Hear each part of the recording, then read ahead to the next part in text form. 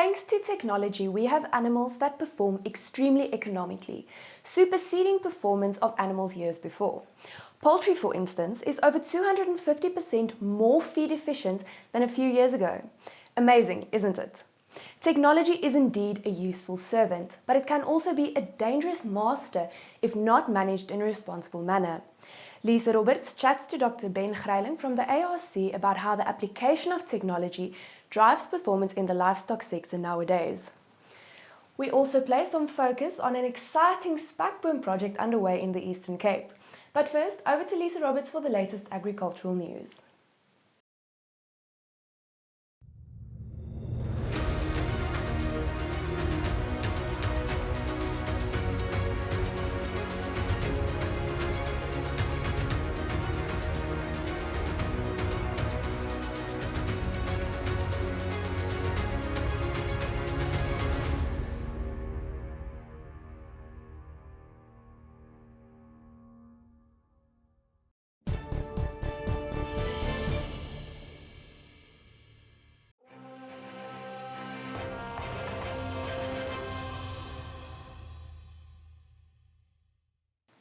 In the news, the estimated intake volumes for table grapes in South Africa have increased to between 67.2 and 70.9 million cartons.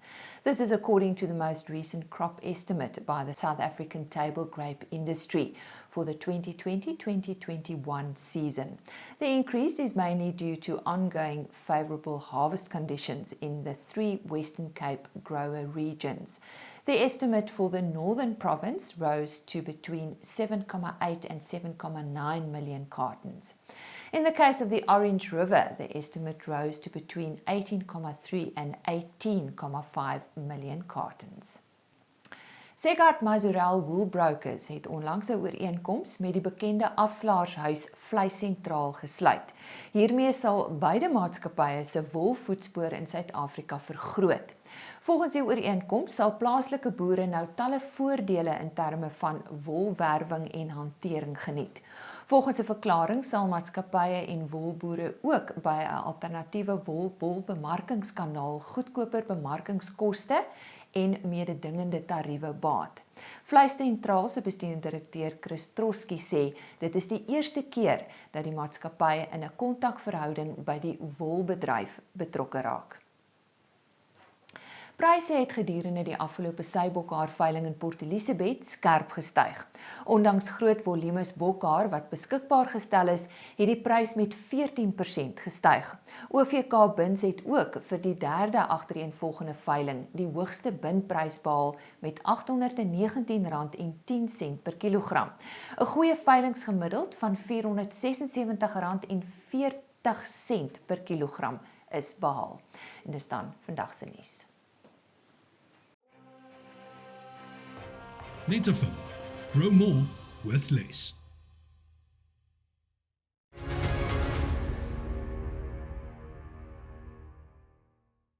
Biotechnology used as a tool by many industries, in particular agriculture, is our topic of discussion this morning with Dr. Ben Greyling. He's, of course, from the Agricultural Research Council. Ben, yes, technology, and in particular biotechnology, is a very broad concept. So where do one start when talking about such a diverse and often complex subject?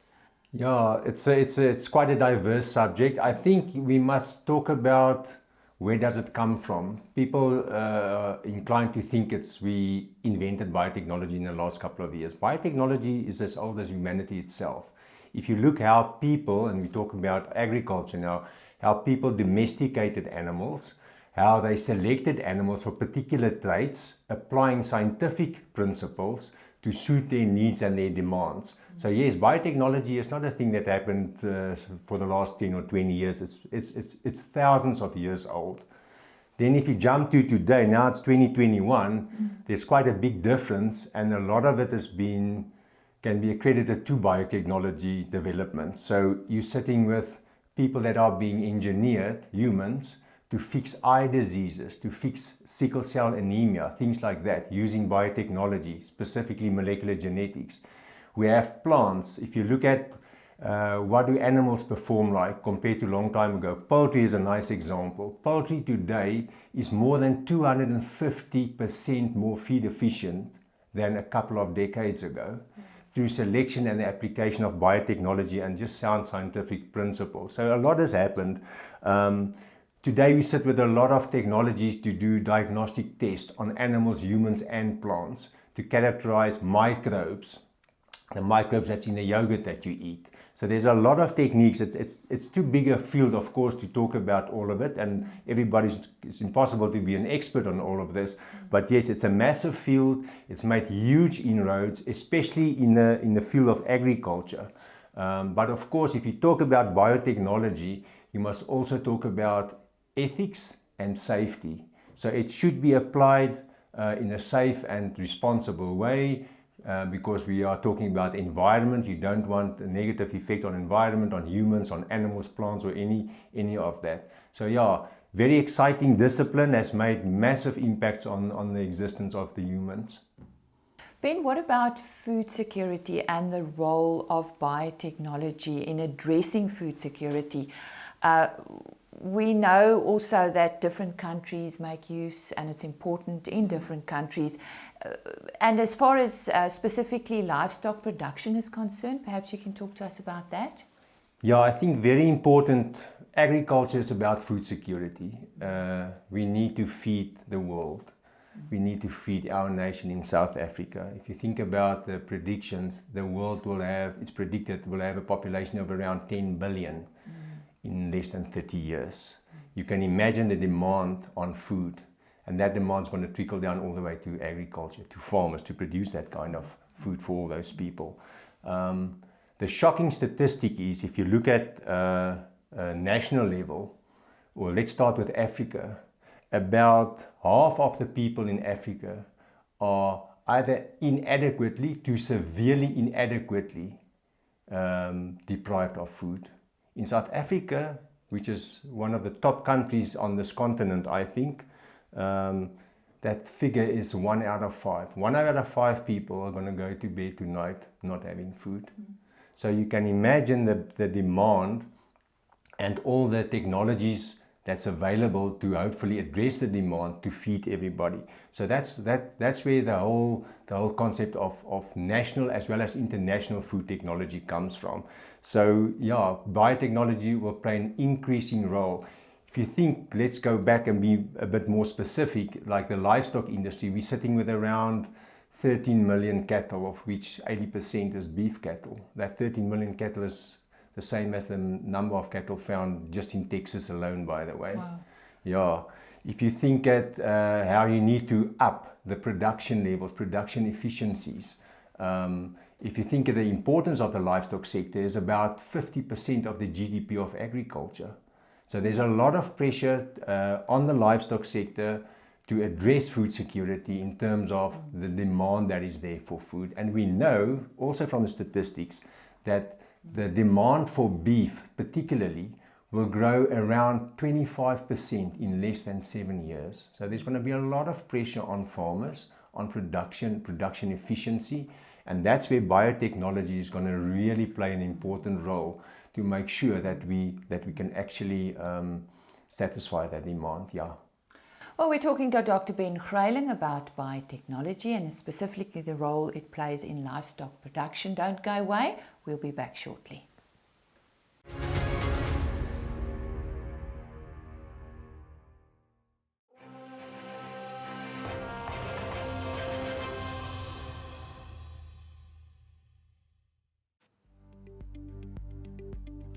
Alboere, welkom, maar vandag wil ons vir julle 'n baie interessante grafiek wys. En dit is 'n grafiek wat 'n mens min na kyk, en dit is die langtermyn leningseffek van die Amerikaanse, amper kan 'n mens sê, mark. En hierdie grafiek baie keer is 'n voorloper van, mens kan dit nie glo nie, van hoër rentekoerse. Nou die US10 staan bekend as die leier van alle langtermyn leningseffek. En wanneer hierdie grafiek kan omdraai, dan moet 'n mens notisie neem daarvan.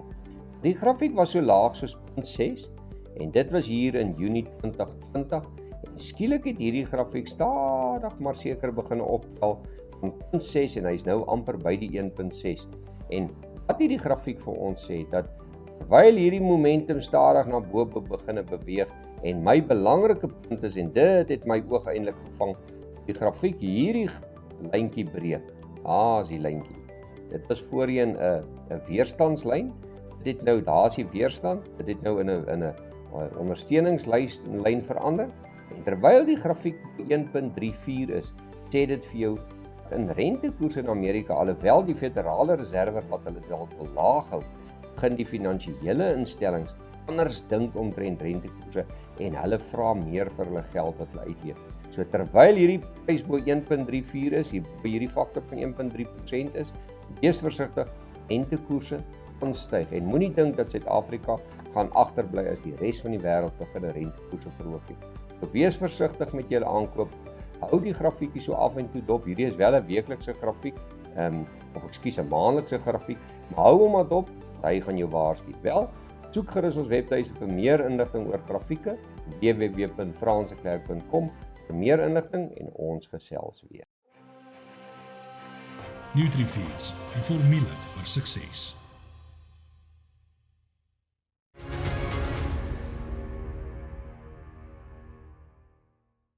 Welcome back. We are talking to Dr. Ben Greyling from the ARC about biotechnology and the role it plays specifically for our livestock farmers and their profitability. Talking about that, Ben, what are some of the challenges farmers are facing?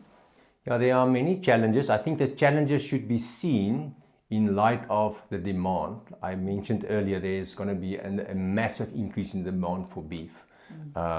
So some of the challenges are that the farmers and agriculture as a whole experiences the production system. Are they optimal? They often not optimal. Remember, I'm talking here about across all sectors of production. There's different sectors from commercial down to smallholder farmers, emerging farmers, and so many things that need to be addressed to up our game there. Amongst others, the genetic potential. That's one of the big challenges. How do we increase the genetic merit of our animals, specifically linked to economically important traits? Because that's if a farmer can farm with animals that's profitable, then a farmer can be sustainable. Then he can really access the food value chain. He can be sustainable and he can really make a difference. Our production systems, I think probably one of the main ones, together with the genetic merit of the animals. And that can definitely be addressed and has been addressed for many years. And we are improving, of course, on that with biotechnology. Ben, can you perhaps highlight a few examples where biotechnology has made significant contribution in the field of science in general and more specific in agriculture? Yeah, there are many examples. We don't have time to highlight them all, but let's start overall in terms of biotechnology and humans. I mentioned earlier there are many techniques as we sit here that's used to cure people or to treat people for genetic diseases like sickle cell anemia, like certain eye diseases and many others. There's actually many. It's also used, as most people don't know that, but most of the maize that we eat every day is genetically modified, at least 80%. The soybeans is genetically modified, most of it. The cotton is genetically modified. What they do is they make it more tolerant to herbicides and more resistant to insects. And we know about and that's of course also brings about cost saving, but not just that, also more user friendly for the environment. You don't want pesticides. We know pesticides is not good for us or the environment. So there are many examples. There's long shelf life tomatoes. There's papayas and other varieties that's resistant to viral diseases, things like that. And then coming back to animals, making use of genomics, we've made a lot of strides worldwide and now in South Africa, looking at the genetics of animals, bringing it into relation, how do they perform, and using that information as a very powerful biotechnological tool to select for animals that are efficient and that are economically viable and that will make money for the farmer at the end of the day, because the farmer wants to be sustainable, otherwise he will not last and you will not have access to all the markets. Well, very interesting discussion. Ben, thank you very much for joining us today. It's my pleasure, always a pleasure being here. Dr. Ben Greyling from the ARC talking to us about the role of biotechnology.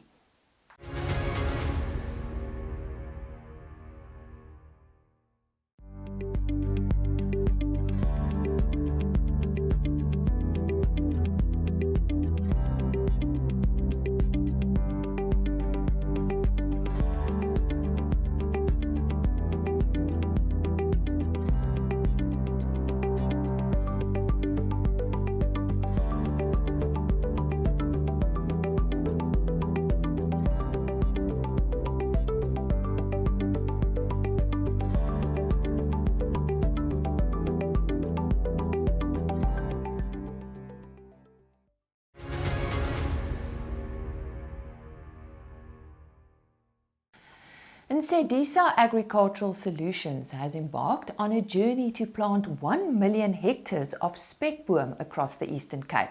This project is aimed at combating climate change through the rehabilitation of ecosystems and will simultaneously address restoring the dignity and hope of farm workers. Mkonto Mntwini tells us more about this. Mkonto, first tell us exactly how and why this project came to exist. Okay, perhaps I'll start with how. My name is Mkonto, and we are currently working in the agricultural sector in the Ado-Kirkwood side of the Eastern Cape. And we currently work with a lot of the citrus farmers this side of the world. And, we were approached by a company called AfriCarbon to come and assist them with the actual implementation of the Spekboom rehabilitation. And, they came across us in the sector through recommendation, and that's how we came to partner with AfriCarbon. And on the why, for us, I think we are very mindful of the fact that, we can't continue as though we've, inherited the earth from our fathers, but rather we have to continue as though we have borrowed it, in fact, from our great and grandchildren. So ours is really a one that is, hedged on making sure that our farming methods and techniques are sustainable. And I think that is the why. We're very passionate about sustainability from an environmental and social point of view. Who are your partners? So AfriCarbon is a company that is based in the Western Cape, and the director is Dr. Anthony Miles, and who also shares our passion with,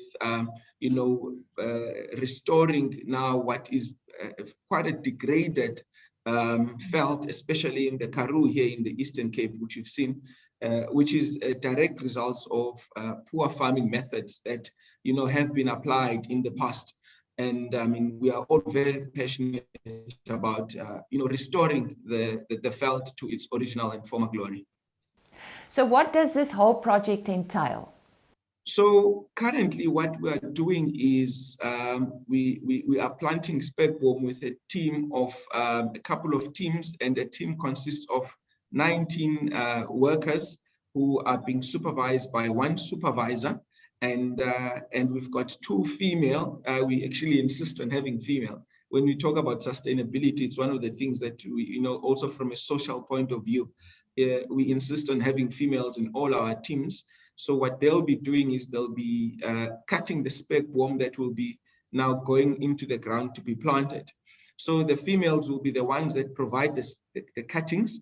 And then we've got a striker who is 2 guys that will be striking the holes with a pick. It's quite back-breaking work, with a pick into the dry ground, and then who are followed by 2 planters who would actually insert the cuttings that is now being provided by the 2 harvesters and the cutters during the planting process. So we start very early in the morning, around 6:30, and we knock off at 4:30 in the afternoon in what must be quite a challenging environment, I must say. But tell us, why Spekboom? Look, the plant itself you know, the Spekboom is quite a resilient plant in that, especially for the environments where we are working in, where there's little to really no rainfall.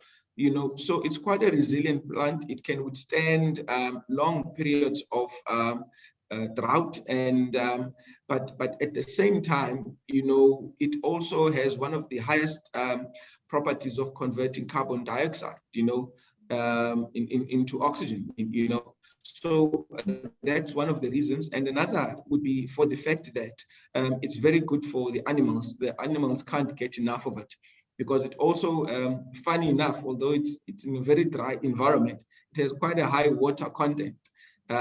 So you can imagine in some of these environments where there's literally little to no rainfall, so the animals will rely a lot on what they consume for moisture and water. So it's for those reasons that we now, you know, we focused on the Spekboom. How many Spekboom has been planted thus far?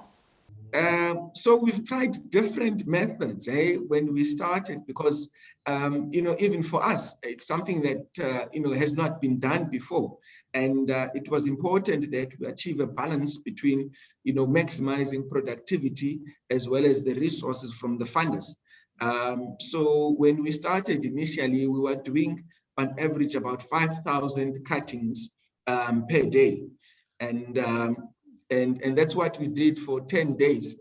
And then we changed the system of planting and the team structure, and which flowed a bit more nicely, and taking the lessons from the last 10 days. And today we're planting with the same amount of guys, just by changing the team structure as well as the pay system to an incentive pay in place of a fixed pay system per day. We've been able to improve productivity to about 14,000 cuttings per day. And currently we've planted just over 85,000 cuttings in the last 3 weeks. Now, this is not only about the environment, but also farm workers. So why is it important to give recognition to farm workers? Look, I think that, you know, we can't overemphasize that enough. The importance of you know, recognizing the actual worker that does the actual work, and in the environments that, you know, they work in. As I've indicated earlier, you know, when we talk about these environments where these guys are working, we're talking about, you know, in environments where they are working with over 45 degrees Celsius in the heat there, it's in the Karoo. And you're talking about stony ground that is sloping, and it's just completely degraded, you know. So I mean, they are the ones that, without which none of this would be possible. You know, we can sit and we can plan and we can strategize, and, you know, we can have all the right things in place. But without the worker, ultimately, you know, we can't actually do anything. You know, so I want to believe, a critical cog in the works. Our thanks to Mkonto Mntwini, and he told us about their wonderful Spekboom project in the Eastern Cape.